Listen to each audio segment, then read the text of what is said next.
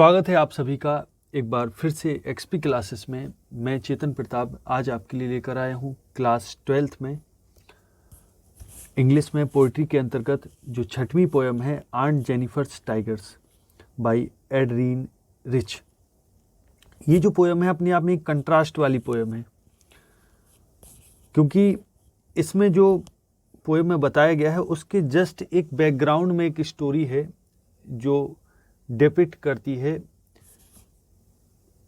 जो एड्रीन है, aunt Jennifer हैं जो इसमें पोएम में है। आंट जेनिफर की स्थिति टाइगर के जस्ट अपोजिट है। टाइगर्स प्रतीक होते हैं बहादुरी का, माने साहस का और स्वतंत्रता का, जबकि आंट जेनिफर उसके जस्ट अपोजिट। तो हालांकि ये जो पोएम है क्या है क्या नहीं, ये पूरा आप पोएम में देख समझिएगा कंप्लीट, लेकिन ये समझिए इसकी जो थीम है, जो कहा जा रहा है उसके जस्ट अपोजिट है। कहने का मतलब एक कंट्रास्ट वाली थीम है कि फ्रीडम वर्सेस स्लेवरी, इस टाइप से। तो पोएम बहुत अच्छी है, लास्ट तक देखिएगा कंप्लीट। यदि अच्छी लगे तो वीडियो को लाइक और शेयर करना ना भूलिए, और यदि आपने अभी तक चैनल को सब्सक्राइब नहीं किया है तो ज़रूर कर लें, साथ ही साथ बेल आइकन भी ऑन कर लें, जिससे आगे जो भी वीडियो दिया जाए उसका नोटिफिकेशन आप तक पहुंचे और आप उस वीडियो का लाभ उठा सकें। तो चलिए शुरू करते हैं। Aunt Jennifer's tigers by Adrienne rich.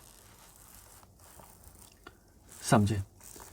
Aunt Jennifer's tiger prance across a screen, bright topaz denizens of a bird of green. They do not fear the man beneath the tree. They pace in sleek chivalric and certainty.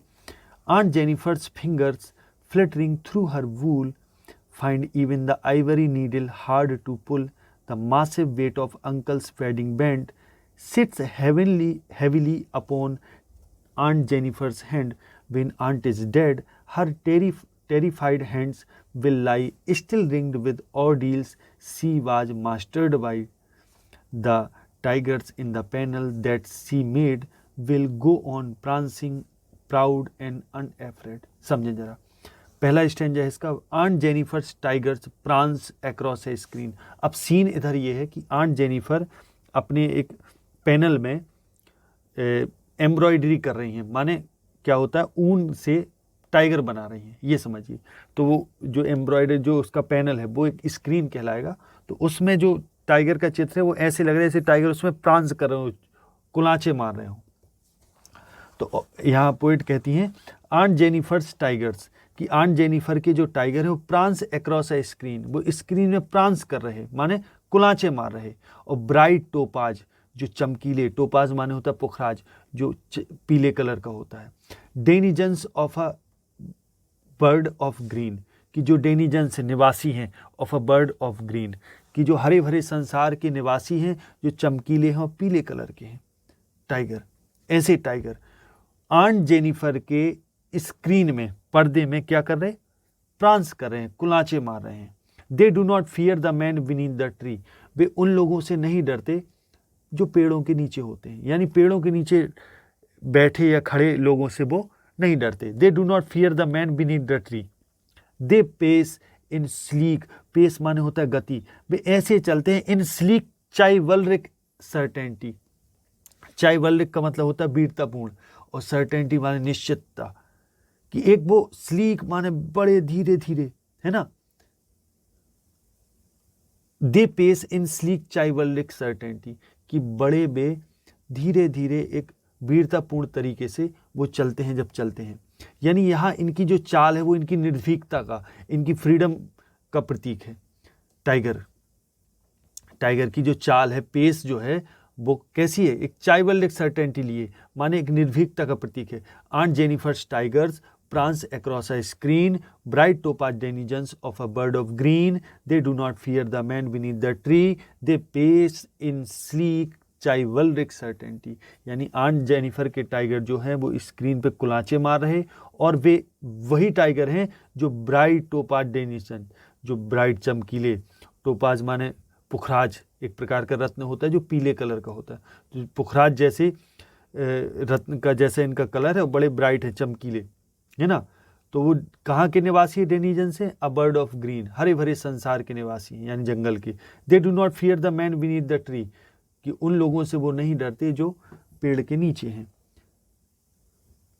और they pace in sleek chivalric certainty, कि बड़े sleek, एक चाइवलिक certainty माने एक वीरतापूर्ण निश्चितता के साथ वो चलते हैं।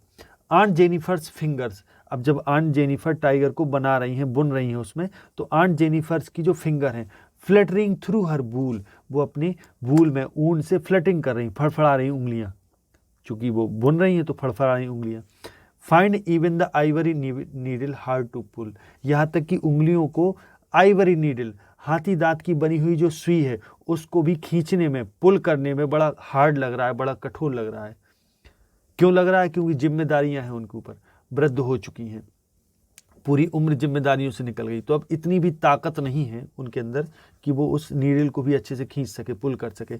The massive weight of uncle's wedding band, कि अंकल की जो शादी का जो बैंड है, ठीक, उसका जो मासिव वेट है, वेट भार बहुत है उस बेडिंग बैंड का, यानी उस भार के कारण अब चूंकि जिम्मेदारियों का बोझ है, तो अंकल की वेडिंग बैंड जो इधर प्रतीक है, वेडिंग बैंड जो इधर प्रतीक है, वो इस बात का प्रतीक है, जिम्मेदारियों का और गुलामी का प्रतीक है।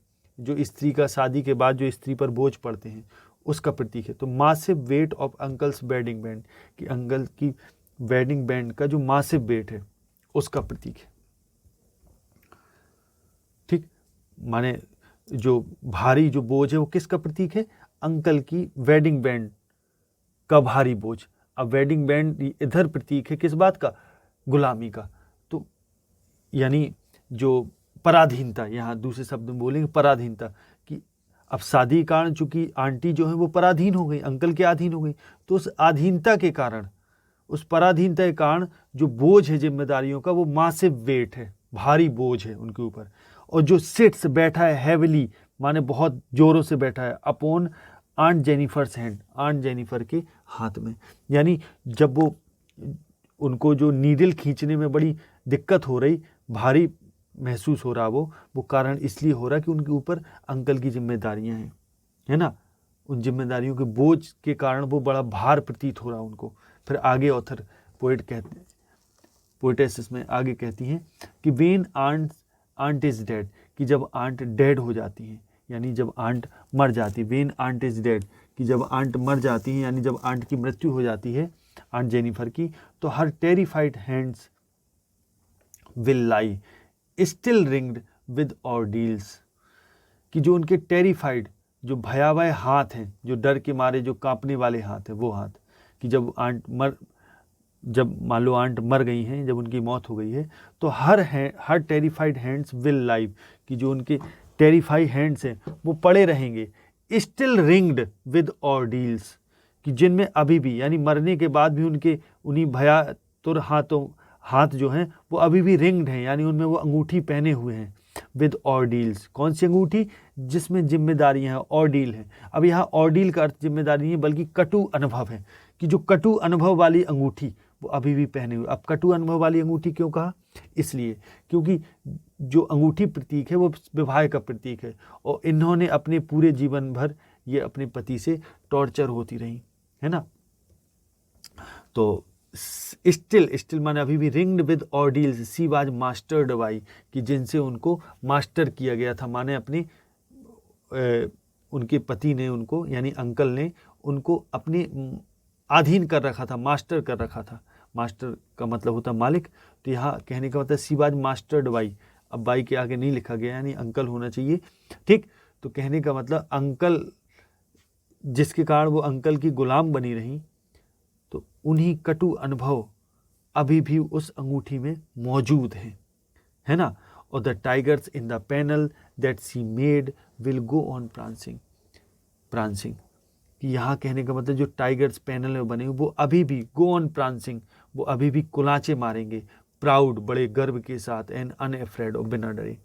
यानी ऑथर यहाँ कहना चाह रही हैं, पोएट ये कहना चाह रही हैं कि वेन आंट इज डेड, जब आंट की मौत हो गई, जब आंट मर गई, when aunt is dead her terrified hands will still will lie still, वो अभी भी बिल्कुल वैसे ही शांत पड़े हाथ, रिंग्ड विद ऑर्डील्स, कि जिसमें अंगूठी है, कैसी अंगूठी, ऑर्डील्स, कटु अनुभव की अंगूठी पहने वो, सी वाज मास्टर्ड बाई, और बेकटु अनुभव जिनके द्वारा उनको दबाया गया था, यानी उन पर अधिकार किया गया था, ठीक, मालकियत की गई थी अंकल के द्वारा। The tigers in the panel, लेकिन उनकी मौत के बाद भी जो टाइगर होंगे, the tigers in the panel that C made, जो उन्होंने बनाए हैं, विल गो ऑन प्रांसिंग, वो प्रांसिंग करते रहेंगे, कुलाचे मारते रहेंगे, प्राउड, बड़े गर्व के साथ, और अनएफ्रेड, और बिना डरे, निर्भीकता के साथ। तो समझ गए होंगे इसमें पूरी पोयम में जो थीम है वो रियलिटी वर्सेस एक कल्पना है ना, इमेजिन है एक टाइप से।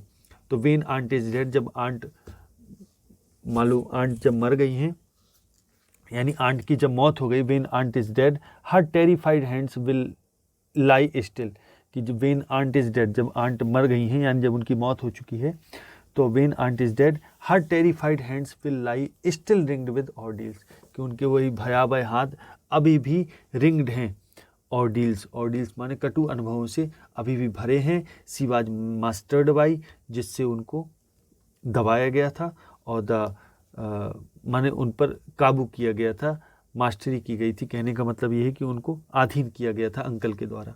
वो सारे कटु अनुभव अभी भी उस अंगूठी में मौजूद हैं, जबकि वो मर चुकी हैं, और उनके भयावह हाथ जो थे, डरे हुए हाथ, वो अभी भी वैसे ही पड़े हैं। The tigers in the panel, और जो पैनल उन्हें टाइगर बना दिए हैं, दैट सी मेड, जो वो बना चुकी हैं, विल गो ऑन प्रांसिंग, वो उछलते रहेंगे, माने कुलाचे मारते रहेंगे, प्राउड एंड अनएफ्रेड, कि गर्व के साथ और बिना डरे। तो इसी के साथ ये जो वीडियो है वो यहीं पूरा होता है। आशा है ये वीडियो आपको पूरी तरह पसंद आया होगा, समझ में भी आया होगा। तो वीडियो को लाइक और शेयर करना ना भूलें। आगे अगले वीडियो मिलते हैं, तब तक के लिए नमस्कार, जय हिंद, जय भारत।